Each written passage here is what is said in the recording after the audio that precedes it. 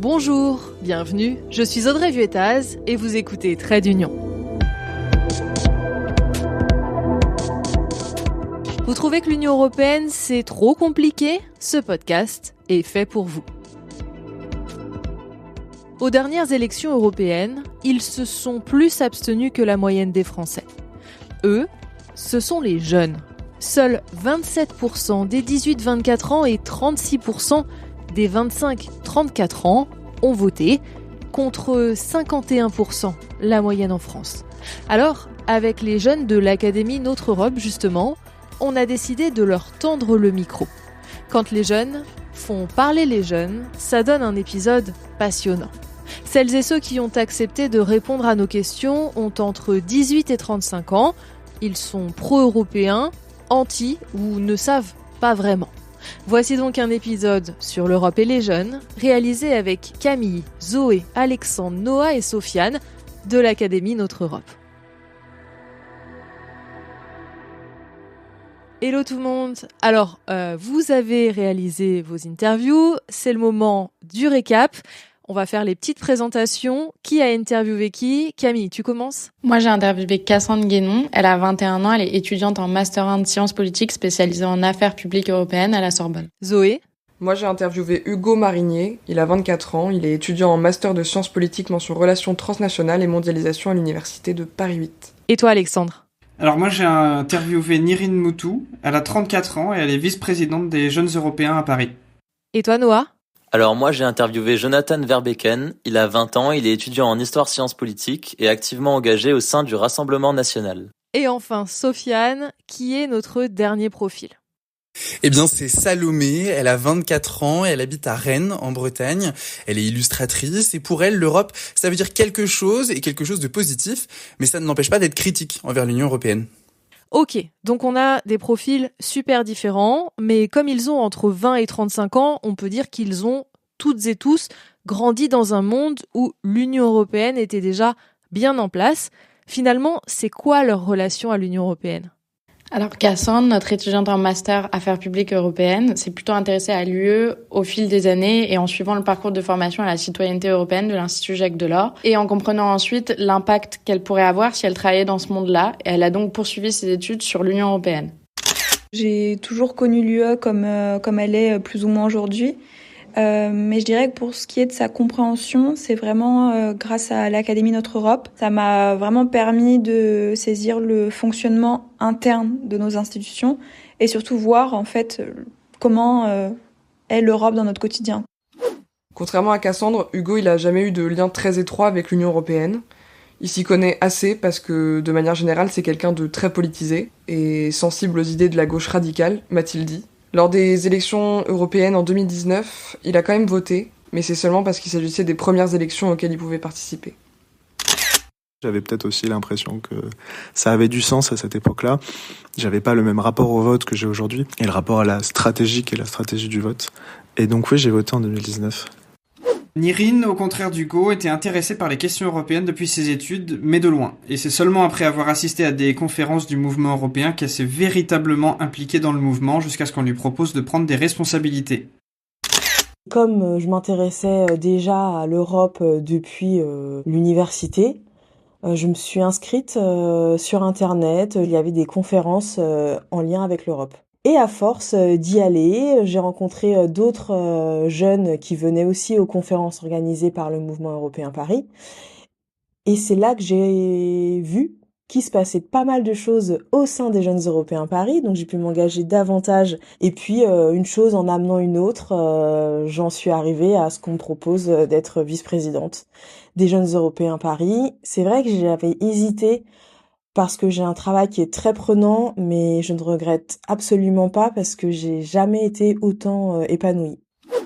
Alors Jonathan s'est engagé très jeune politiquement autour de ses 16 ans et il est aujourd'hui activement engagé au sein du Rassemblement national. Il a toujours nourri une constante critique de l'Union européenne. Très intéressé par l'actualité et la politique, il a toujours vigoureusement défendu les valeurs nationalistes et souverainistes, préconisant selon lui une France forte et autonome. L'UE occupe une place importante dans son discours et sa volonté de remettre en question les politiques européennes qui sont centrales dans sa vision. Quand on regarde actuellement les partis, les groupes au sein du Parlement européen, le RN est le seul à véritablement défendre la France. le groupe du Parti populaire européen, le groupe socialiste, tous vont dans le sens du fédéralisme européen que les Français ont pourtant refusé lors du référendum de 2005. Aujourd'hui, le RN est le seul parti à véritablement défendre les Français, à être attaché encore à la vision gaullienne de l'Europe des nations que le général de Gaulle défendait. Eh bien, de son côté, Salomé, elle est vraiment intéressée par la politique. Elle s'est politisée à gauche, au lycée, et elle continue de s'y intéresser aujourd'hui. Les comptes militants sont partout sur son compte Instagram. Elle cherche même activement à répondre aux questions qu'elle se pose en ouvrant les journaux ou en consultant des sites web. Et c'est pareil avec l'UE. Elle a grandi dans une famille plutôt pro-européenne et elle a gardé ces idées-là. Pour elle, il est important de rester dans l'UE, mais pour autant, elle ne la trouve pas parfaite comme elle est aujourd'hui. J'ai voté en 2019, j'étais déjà très inquiète concernant l'état environnemental de la planète et notre avenir en tant qu'espèce. Donc j'avais voté surtout par conscience écologique, parce que j'avais déjà conscience que les actions individuelles, c'était clairement pas ce qui allait pouvoir nous sauver en tant qu'espèce. Et j'avais encore beaucoup d'espoir en l'Europe. Et j'avais vraiment espoir que cette institution nous permette d'avoir des politiques ambitieuses d'un point de vue environnemental, par exemple sur l'interdiction des pesticides. Après, aujourd'hui, je dirais que j'ai beaucoup plus de recul sur la situation politique et je pense que j'ai moins d'illusions concernant l'Europe et ses capacités à mettre en place une politique environnementale à la hauteur du défi à laquelle on fait face. Voilà pour ce dernier témoignage. On voit qu'ils ont des parcours et des avis différents. Ceux qui sont pros, qu'est-ce qui les attire dans l'Union européenne ? En ce qui concerne Cassandre, c'est vraiment en comprenant ce qu'est réellement l'Union européenne qu'elle s'est rendue compte de l'opportunité que ça pouvait représenter, surtout pour les jeunes et pour surmonter des défis du monde actuel, comme par exemple la migration, le dérèglement climatique. Et c'est vraiment ça qui l'a motivée à s'engager en faveur de l'Europe. L'argument principal de Nirine, c'est surtout la paix, la possibilité de collaborer en européen et l'ouverture des frontières.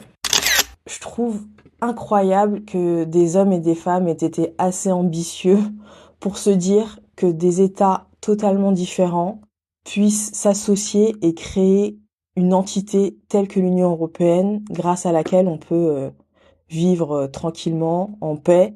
On se considère moins comme des étrangers. Alors je sais qu'il y a du travail à faire, mais je sais que ça y participe énormément, puisqu'on peut voyager facilement, travailler facilement dans d'autres pays.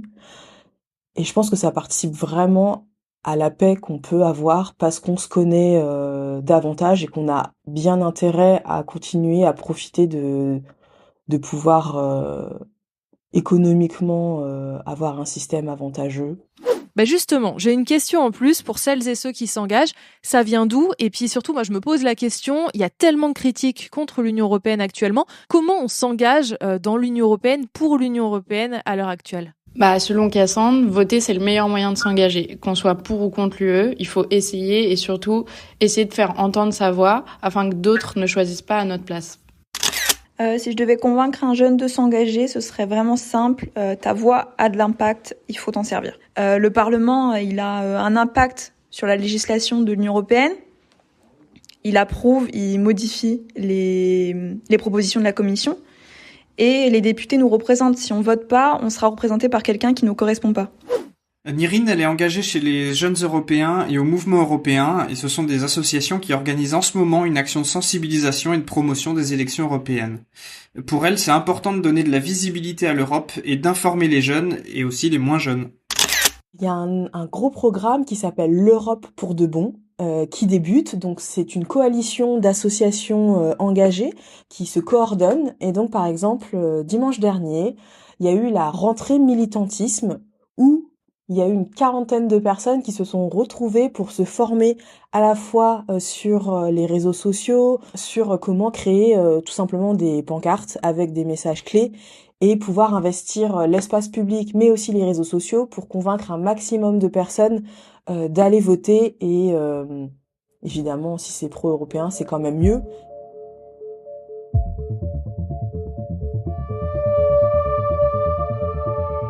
Passons à ceux qui s'opposent à l'Union européenne ou qui sont plus critiques. J'imagine qu'ils voient évidemment pas les choses de la même manière. Eh bien, Salomé, elle est surtout critique parce que déçue du manque d'efficacité, selon elle, de l'Union européenne sur des dossiers qu'elle juge primordiaux comme l'environnement ou les droits des minorités. Je trouve qu'il y a un manque critique de politique ambitieuse à ce sujet, alors que c'est à l'échelle de l'Europe qu'il faut agir et pas à l'échelle des individus. On peut citer les pesticides, par exemple. Je trouve ça dramatique qu'il n'y ait toujours pas de loi qui soit passée pour réduire significativement l'utilisation des pesticides. L'Europe n'est pas à la hauteur non plus concernant la protection des droits humains, notamment des minorités de genre et des personnes queer. Je trouve que il serait primordial de mettre en place des protections beaucoup plus fortes des droits humains avec des sanctions vraiment dissuasives pour les pays qui ne respectent pas le minimum en termes de droits humains. Par exemple, je trouve ça extrêmement choquant qu'un pays qui appartient à l'Union européenne, comme la Pologne, ait pu interdire l'accès à l'IVG, ou en tout cas le limiter tellement qu'il devienne presque inaccessible pour les femmes. Je ne comprends pas qu'il soit encore aujourd'hui possible pour un pays de l'Union européenne de faire passer de telles lois sans qu'il y ait des sanctions tellement dissuasives que le pays soit obligé de revenir en arrière. Pour Jonathan, l'Europe, elle est face à un casse-tête, car selon lui, celle-ci, elle se veut politique, fédérale et dépassant les nations, là où, à contrario, pour lui, qui se considère comme très patriote, les nations doivent rester le centre de l'Europe. L'Union européenne, c'est un organisme supranational qui est technocratique, qui a à peine 70 ans et qui en réalité se revendique de l'Europe, même d'une belle idée de ce que pourrait être l'Europe politique, mais qui factuellement n'en fait rien et qui factuellement agit aujourd'hui contre les nations libres, contre en réalité ce qui fonde l'Europe. Car sans les nations, l'Europe n'est rien. L'Union européenne oublie que si elle existe, c'est d'abord et avant tout parce qu'il y a des nations historiques qui existent et qui la composent. Contrairement à Jonathan qui pointe un problème d'identité nationale, Hugo, lui, y reproche à l'Union européenne sa construction en elle-même. Pour lui, l'Union européenne, c'est par principe une union libérale qui ne pourra jamais répondre aux exigences d'une Europe sociale telle qu'il l'imagine. Je pense pas que l'Union européenne soit un endroit dans lequel les idées que je défends peuvent ou en tout cas la vision que j'ai de la société peut se développer. J'ai pas une opposition au fédéralisme européen tel quel, mais je considère que l'Union européenne n'est ni démocratique ni harmonisée au niveau des droits des travailleurs et des droits fiscaux. La campagne politique européenne n'a pas plus de valeur qu'une campagne nationale. D'ailleurs, elle se joue comme des campagnes nationales en général. Ce que j'apprécie dans ces témoignages pour l'instant, c'est qu'on a vraiment des idées très tranchées. Pourtant, on est à peu près sur une même classe d'âge et ça, je trouve ça hyper intéressant. Alors, une question pour tous, vous leur avez demandé, qu'est-ce qu'il faudrait changer, selon eux, dans l'Union européenne comme elle est actuellement ? Cassandre, elle évoque beaucoup le problème de la communication qui est faite par les institutions de l'Union européenne et l'idée que peu de personnes comprennent réellement ce qu'est l'Union européenne, car il n'y a pas vraiment d'explication claire ou en tout cas pas forcément accessible à tous ou connue. Et l'Union européenne, pour les jeunes, ça paraît assez loin. Il faudrait davantage communiquer, les institutions et les mouvements des jeunes aussi. Je pense que la réponse aux préoccupations des jeunes sur l'emploi, l'environnement, l'éducation, les droits sociaux, communiquer sur ça, c'est important. Montrer comment l'UE travaille à résoudre ces problèmes-là et comment un engagement, ça peut favoriser ce travail. L'UE prend en compte le point de vue des jeunes. Je ne sais pas si c'est assez ou pas, mais il y a par exemple le Forum européen de la jeunesse qui est important, qui est un événement important. La communication, par contre, sur ce genre d'initiative est à étendre, je pense, parce que c'est assez méconnu. Et c'est important que ça touche un maximum de jeunes. Et ben pareil pour Nirine, le principal problème de l'Union européenne, c'est son manque de visibilité. Et donc selon elle, il faudrait rendre l'Europe et ses réalisations plus visibles, principalement dans les lieux qu'elle finance, mais aussi de donner une plus grande importance à l'Union européenne dans les programmes scolaires. Je sais qu'il y a des pays où même sans changer de pays, aller par exemple aux Antilles, l'Union européenne, parfois, elle est plus visible. On va mettre un peu des plaques de l'Union européenne partout. En France, je vois presque nulle part la trace de l'Union européenne. Je pense que on gagnerait à vraiment avoir plus d'associations ou alors même dans le programme le fait que le chapitre sur l'Union européenne soit toujours traité et peut-être pas tout le temps en fin d'année pour que ce ne soit pas vu. En fait, moi, je me souviens pas tellement d'avoir traité ça à l'école. Eh bien, Salomé, elle déroge pas à la règle. Pour elle aussi, il faut plus de lisibilité dans ce qui se passe dans les institutions européennes. Elle qui pourtant s'informe et se documente dit avoir du mal à comprendre le fonctionnement de l'UE. Et donc, plus de lisibilité, ça permettrait de réduire l'abstention pour elle. Si on sait pourquoi il faut aller voter, eh ben, on est plus à même d'y aller. Je pense aussi qu'on peut se questionner sur le rôle des médias dans cette compréhension. Moi, personnellement, j'ai pas toujours l'impression que les médias fassent leur travail de vulgarisation à ces sujets. J'ai souvent l'impression que les informations nous sont données sans être vraiment remises dans leur contexte et sans faire vraiment ce travail de vulgarisation pour expliquer clairement quels sont les enjeux, de quelles institutions on parle, comment ces institutions fonctionnent, comment elles existent, etc. On peut peut-être aussi se questionner sur l'éducation, peut-être aussi qu'on n'a pas eu assez de cours de politique durant nos enseignements au collège ou au lycée. Pour Jonathan, le principal problème de l'UE, c'est son imbrication constante vers un fédéralisme européen et une Europe plus intégrée, que selon lui les peuples ne souhaitent pas.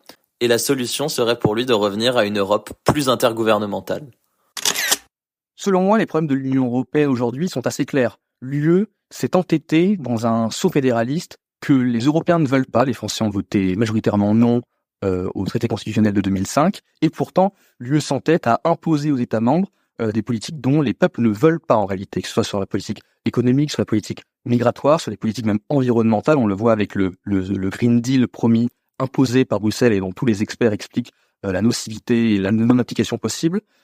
En réalité, qu'est-ce qu'il faut faire? Nous, au Rassemblement national, nous croyons profondément dans la substitution à l'Union européenne d'une alliance européenne des nations libres. C'est-à-dire une organisation existante, une organisation qui permet à chaque nation d'être libre, avec ses propres lois, de gérer sa politique souverainement, parce qu'en démocratie, le seul souverain, c'est le peuple. En France, le peuple français, en Espagne, le peuple espagnol, en Allemagne, le peuple allemand. Jonathan, lui, il parle de pouvoir des États. Hugo, il parle d'Europe des travailleurs. Il rêve plus ou moins à une Europe qui se fonderait sur le droit du travail, une Europe où on aurait par exemple un nivellement par le haut des droits des travailleurs sociaux. Il évoque aussi la possibilité de mettre en place un salaire minimum, qui est aujourd'hui fixé à la convenance des États. C'est considérer que le droit du travail, on prend le meilleur qu'il y a dans l'Union européenne, ou même quelque chose d'encore mieux si possible, on prend le meilleur et on dit que c'est le minimum pour le droit du travail. Il évoque aussi la possibilité d'harmoniser la fiscalité dans cette union. Comme ça, on pourrait répondre aux problèmes des paradis fiscaux en Europe. Au sein de l'Union européenne, il y a des paradis fiscaux. Le Luxembourg, la Bulgarie, l'Irlande. Comme il y a une liberté des capitaux au sein de l'Union européenne, vous avez les entreprises qui peuvent déclarer leurs revenus dans l'Union européenne uniquement au sein des pays où le taux d'imposition est plus faible. Et du coup, échapper à une part conséquente des impôts aux échelles nationales. Mais de manière générale, Hugo, il n'est pas vraiment convaincu qu'on puisse améliorer l'Europe. Je ne pense pas qu'elle soit améliorable puisque l'origine de l'Union européenne est une construction d'abord économique. Et je pense que les différents critères qu'on doit respecter au sein de l'Union européenne, elles empêchent toute politique, même réformiste, de se faire. Hyper intéressant. Alors bon, on voit qu'il y en a qui sont un petit peu plus calés que d'autres. Est-ce qu'ils savent tous finalement ce que fait l'Union européenne au quotidien pour eux, ou est-ce qu'ils ont au moins une idée des applications concrètes de l'Union européenne ? Pour Nirine, l'Europe permet à tous de voyager. Pour le plaisir bien sûr, mais aussi pour se former, pour trouver un travail ou suivre un cursus universitaire auprès d'autres cultures ou d'autres peuples. Le fait que l'Europe permette aux étudiants, aux salariés, aux demandeurs d'emploi de pouvoir voyager gratuitement, faire connaître les habitants d'autres pays via le programme Erasmus, je trouve que c'est sacrément incroyable. Parce qu'en fait, voyager, ça coûte aussi de l'argent. Le fait de passer un semestre entier avec des étudiants, parfois de plein d'autres nationalités, et d'avoir quand même cette ouverture d'esprit ensuite, je pense que ça apporte énormément de valeur et de richesse pour toute l'Union européenne. Pour Cassandre, ça n'a pas été vraiment facile de répondre à cette question, parce que si l'Union européenne fait beaucoup de choses, c'est difficile de le ressentir dans sa vie de tous les jours. Mais pour Cassandre, même si c'est pas un ressenti forcément quotidien, le plus important, c'est que l'UE met concrètement en place des opportunités accessibles à tous les jeunes dans n'importe quel pays de l'Union européenne. Une expérience que l'UE m'a permis de vivre, et comme beaucoup de jeunes, je pense, mais ça parle à tout le monde, c'est un échange universitaire. Je suis partie pendant 3 mois étudier en Italie, à Turin, et c'était grâce à un financement de l'Union européenne. Pour Jonathan, la réponse est assez claire. L'UE a des impacts évidents et concrets sur la vie de tous. Il suit depuis longtemps l'actualité européenne, principalement ses législations, et les accords commerciaux qu'il considère comme contraignants pour les États membres. Je connais plusieurs applications concrètes de l'Union européenne sur les considérations sociales et économiques. Il y a la directive des travailleurs détachés, qui a été réformée au début du mandat d'Emmanuel Macron, mais qui reste encore complètement insuffisante et qui entraîne une forme de concurrence déloyale entre les travailleurs européens. Il y a également les traités de libre-échange, qui sont une influence concrète de l'Union européenne, car c'est la Commission européenne qui signe les accords au nom de l'Union et au nom des États membres. Et on observe que les traités signés par la Commission de Bruxelles sont des traités déloyaux, des traités inégaux, dont les victimes sont non seulement les consommateurs européens, mais encore plus les agriculteurs et les producteurs européens, les entreprises, les agriculteurs. Hugo, il est assez conscient des applications concrètes de l'UE et il reconnaît que l'Union a beaucoup de pouvoir. Mais Hugo, il se sent impuissant en tant qu'électeur. Le pouvoir législatif du Parlement européen, il n'y a pas d'initiative législative, donc peu importe pour qui je vote, ils ne pourront pas proposer de projet de loi pour l'Union européenne. C'est la Commission européenne qui écrit et propose les projets de loi sur lesquels peut s'exprimer le Parlement.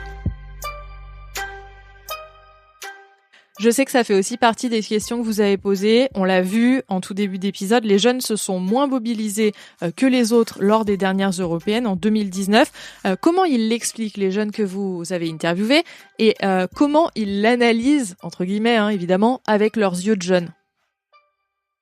Alors Cassandre, elle parle d'une division entre 2 groupes, ceux qui sont très engagés en faveur de l'Union européenne et ceux qui sont complètement désintéressés. Et pour l'expliquer, elle évoque le manque de communication et que lorsqu'on parle de l'Union européenne, ça a l'air tout de suite trop compliqué. Tout le monde a un avis et c'est déjà ça. Aller voter, c'est autre chose. Mais je pense que ça part d'une approche qui est peut-être trop floue ou insuffisante. Je vais reprendre ce que je disais tout à l'heure. En tant que jeune, on a connu l'Union européenne comme elle est aujourd'hui. On a étudié son histoire à l'école et ça s'est arrêté là. C'est presque tout. Et je pense qu'on doit nourrir au quotidien notre culture européenne. Et c'est évidemment important d'aller voter. Une participation élevée aux élections, ça renforce la légitimité démocratique des institutions. Selon Irine, les citoyens, et donc les jeunes en particulier, ils sont désengagés de la politique. Ils pensent que ça ne sert à rien. Et pour elle, en revanche, chaque jeune a un rôle à jouer et chaque voix compte.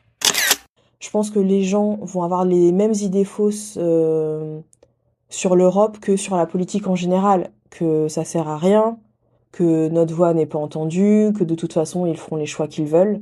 Je pense que le plus important, c'est vraiment que chacun sente que chaque jeune a un rôle de faire entendre sa voix et d'avoir une action citoyenne. Et oui, c'est vrai, ça demande de l'engagement de vouloir aller plus loin. Selon Jonathan, les jeunes ne sont pas assez informés sur ce qu'est l'Union européenne, ce qu'elle fait et représente. Les Français et même les Européens, globalement, ne sont pas suffisamment informés. Comment voyons-nous l'Union européenne ? Nous avons une fois de temps en temps des campagnes de publicité financées par la Commission de Bruxelles pour promouvoir les valeurs de démocratie. On voit dans le métro la démocratie, l'environnement. Et en réalité, il n'y a aucun débat fait par l'Union européenne sur sa propre perspective. Et de fait, je pense que nous ne sommes pas suffisamment informés parce que l'UE fait tout pour ne pas suffisamment informer ses citoyens. Il suffit de voir comment se présente le site du Parlement européen, le site de la Commission, qui pour tout internaute est en réalité invivable. Il faut passer des heures et des heures pour avoir accès au traité, pour avoir accès à la précision des votes au Parlement européen, aux travaux de la Commission européenne. Et en réalité, l'Europe se fait sans les peuples, sans les citoyens. Pour Hugo, c'est pas qu'une question de connaissance. C'est surtout que les jeunes ont perdu espoir en l'Europe, et notamment à gauche. Et c'est pour cette raison qu'ils se sentent moins impliqués qu'au moment de la construction européenne. C'était peut-être vrai pour les personnes qui ont aujourd'hui une quarantaine d'années, qui sont nées dans les années 70-80, puisque la construction européenne, à partir des années 80-90, sous Mitterrand, c'est devenu un peu le nouveau paradigme, notamment pour les jeunes de gauche ou les jeunes qui étaient plutôt socialistes, parce que le traité de Maastricht en 92 donnait aussi accès à la citoyenneté, donnait des symboles, donc le drapeau européen, l'hymne à la joie. Il y avait une volonté de construire une identité européenne. En revanche, aujourd'hui, c'est quelque chose qui a été complètement abandonné. C'est plus du tout, d'ailleurs, c'est plus des sujets de campagne. Bon, je pense que ma question de la fin, vous la voyez venir. Est-ce qu'ils vont voter ? Hugo, il ne compte pas voter, et d'ailleurs, il ne vote plus à aucune élection. Je pense que je ne voterai pas cette année. Je vote de manière stratégique aux élections quand je pense qu'il y a un intérêt, et je pense que les élections européennes, il n'y en a pas. Alors oui, Cassandre ira bien évidemment voter parce qu'elle considère que le Parlement a un si gros impact sur la législation de l'Union européenne en approuvant ou en modifiant les propositions de la Commission qu'il faut choisir ses députés pour bien être représentés.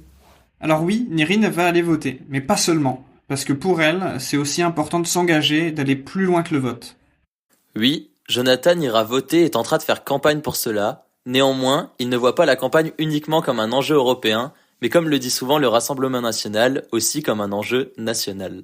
Salomé, oui, elle ira voter le 9 juin prochain, mais ce sera surtout pour faire barrage à l'extrême droite.